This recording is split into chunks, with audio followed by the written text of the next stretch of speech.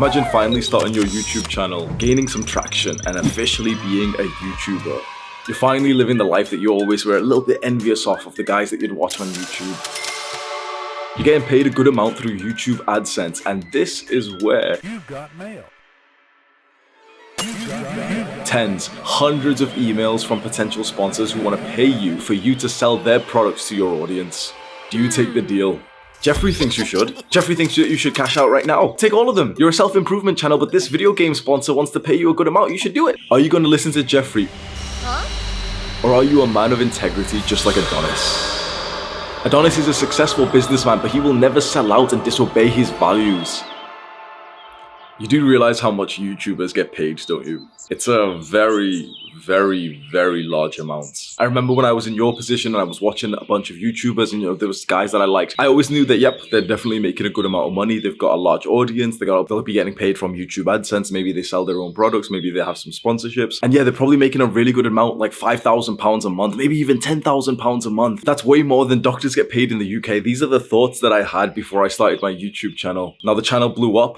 Our movement is globalized, but the amount of money that this channel makes is astronomical. I am now in the top 1% of earners worldwide. I have an income that is more than 10 times the average in the UK. So you want to know figures. I don't want to waste your time and be wishy-washy like a bunch of YouTubers would. You want to know actual figures. With an audience size of about 470,000, which is what the main channel is on right now, my total income from the main channel AdSense, my second channel's Google AdSense, Skillshare, which is a place that I put my sort of classes and courses, and then my own online course, my income is about £40,000 a month. Now, this is before expenses and taxes, but that is how much value and income that you can really get from starting a YouTube channel and building an audience. That money is being invested back.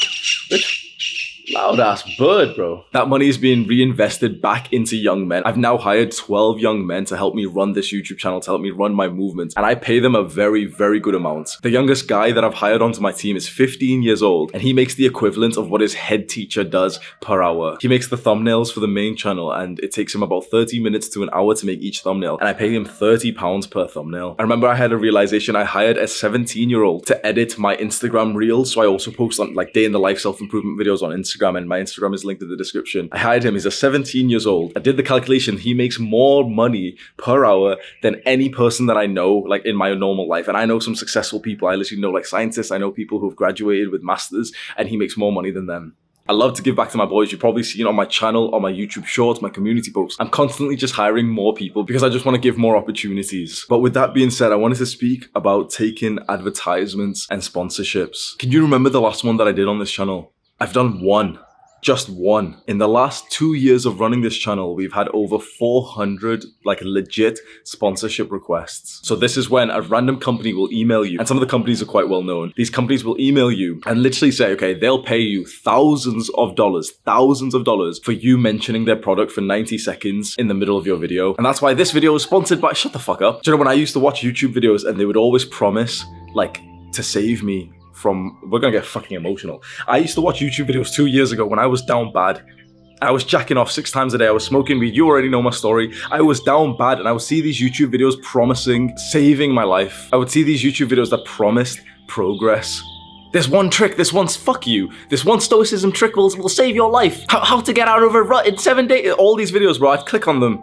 Literally like desperate, because I was addicted to video games. I was addicted to junk food. The one productive thing I did was go into the gym. The gym's closed down for COVID. My body started deteriorating. Imagine like the one thing that you've got that keeps you going is your physique and like the act of weightlifting. And then 2 years ago that stopped because of the COVID lockdown. My physique starts getting worse. I'm eating junk food. Mental health is fucking trash. Looking for advice on YouTube, and every single one of these YouTubers let me down. Every single one of them. I'd click on their videos. They'd hype me up with some kind of like fancy story, and then 2 minutes in, and that's why the sponsor of this, shut fucking heartless. I remember even watching YouTube videos even way before this when I was way younger, and there was like these big YouTubers, Alpha. You know what? I'm not one of these pussy YouTubers who will, like beat around the bush. I'll tell you the exact names, right? Alpha M and Teaching Men's Fashion. And this is like way more of the basic sort of like dumbed down self-improvement stuff of like, 5 ways that men can be more masculine. And then like the thumbnail's him like stand like this instead of like this. Like, shut the fuck up.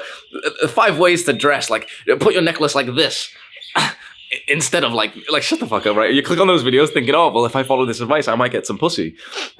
And then motherfucker literally spends 4 minutes of a 7-minute video selling you some like shitty watch that he's been sponsored for. 1 million people have watched that video. 4 million people have watched. He has wasted 4 million people's time to make a few $1,000s. You go on their channels. Have you ever used one of those like YouTube add-ons? If you've ever made YouTube videos, you probably have one. But there's like Chrome extensions, you know, for like your browser, and like YouTube extensions that you can get. And you can see the data of channels. It's very interesting. So you can see like the data, like the number of subscribers, daily views, stuff that you can't really see from the outward. If you get one of those, go onto the channels that do this. Go onto the channels that exploit their subscribers. Go onto the channels that aren't leading any kind of wholesome movement.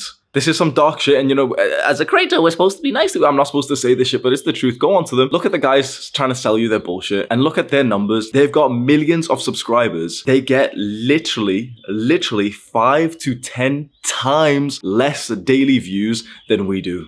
Because their videos aren't helpful. Their videos aren't life-changing. They don't care about how you feel. They don't care about your growth. They make videos first for the sake of making videos, for the sake of excelling their business. And then they try to think, okay, well, where can I put the value? And you know what? I just did the same thing. You've noticed on the main channel, like for the last couple of months, we had like a bunch of like spurgy, short edited videos. And you know what? Like, bro, I did the exact same thing. I'll hold my hand up and say that was a full-on mistake, and I like fucked up the channel a little bit. I focused more on the ability to like grow on YouTube and, you know, YouTube metrics, retention. Like everyone's telling me, Hamza, retention, click-through rate, retention, click-through rate. Guess what, Hamza? Retention and click-through rate. Everyone's okay, that's the most important thing. And so I really started to believe it. Then I'm thinking, okay, what's the highest way that we can get retention? We could put in way more spurgy edits. We could do way shorter videos so that the retention percentage, bro, we were getting Mr. Beast level retention. I set my sights on 100 million subscribers. And I don't know if you're going to believe me or not, bro. I had full belief that we would do that. I had full belief that I would own a channel with 100 million subscribers. And just a few days ago, I had the realization, I was like, I don't want that.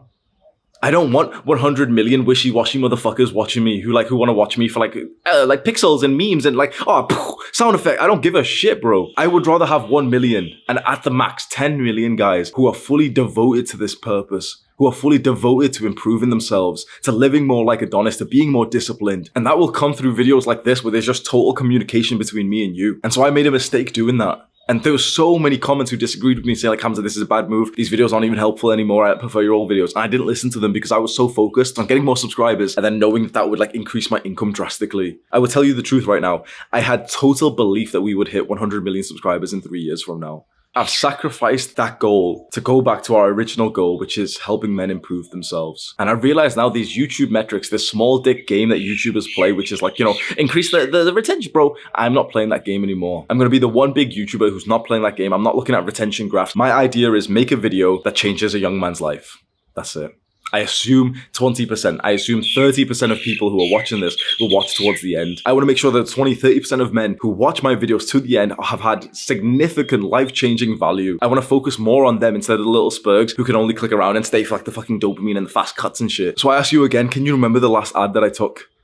Can you remember the sponsorship that I've taken? There's one that I've done and it's called Short Form. It's literally a book summary service for self-improvement books. In my opinion, when I saw that sponsorship, I was like, and this isn't, I'm not even going to like, you know, oh, make sure you click, I'm not doing that right now. Like it's not, that video is not relevant. That sponsor's not relevant for this video. So I'm not trying to sell you it or anything, but when I got that email, I literally thought to myself, okay, this is a 10 out of 10 sponsorship. The payment from them is like, it's decent. It could be higher or anything, but it's like, it's decent. And it's something that I feel quite wholesome to link to, because I tell you, okay, well, you know, I learned this from this book, and oh yeah, you could read a summary of it if you don't want to read the full book, because a lot of people don't read. You can read a summary of it on this service, boom. And the service is kind of like a subscription base you pay every month, very similar to Netflix. And so it's a very humble like sort of thing of like, oh yeah, well, cancel your Netflix subscription and just get this and just read more. So that to me was a 10 out of 10 sponsorship. We've had hundreds of emails. I have this level of maybe arrogance when I look at some other YouTubers and I see them accepting the sponsorships that I've literally ignored. It just makes me sad because I just think to myself, like, for the case of the viewer, you know how much YouTubers are getting paid. And it just like,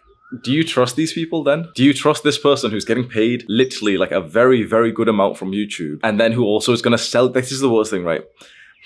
I respect entrepreneurs. I respect YouTubers who are entrepreneurs. Ali Abdul is a productivity YouTuber. He's an entrepreneur, and then he sells his own cohort, which is like a course that he runs every few months. And it's like the part-time YouTuber Academy, and it looks like very, very high quality. I haven't taken it, but it looks very high quality. That's a form of entrepreneurship. I really respect that. But selling someone else's product with a sponsorship that these YouTubers don't use, they lose all of my respect. So I see these red pill YouTubers, I see these productivity YouTubers, I see these self-improvement YouTubers just out of nowhere say like, oh, you know, that's why I'm using fucking Lumen, or that's why I'm using this skincare, bro. Oh, you know, skincare is really important, guys. I'm like, fuck you. I just got that email 2 weeks ago. Don't you fucking pretend like you've been using that product. You got that email, you saw the big numbers like, oh my God, 4 digits? They're gonna pay me $1,000 just for selling it to my audience for 90 seconds in the video. That's nothing. That shows you how much they respect you. Any YouTuber that you see who's doing a lot of sponsorships, it shows you that they don't respect you. There's so much value and beauty in your own entrepreneurship journey. I respect any man who sees a need for something, for a problem to be solved, for a service, for a product. He makes it and then sells it. I respect that so that's such a beautiful experience. But seeing these YouTubers who have just like blown up and they've gotten some views and they've gotten some subscribers and they start getting tempted by the devil, they take that deal that like they know is not part of their values. They don't even use skincare products before they've been sent an email by one of these companies and they're like, yep, I'll accept it now because skincare is really important, guys, isn't it? Oh, we need to talk about skincare, guys. Like, shut the fuck up. We're in the new age of YouTube. One thing you need to realize is like, these are real, like dead ass, like real people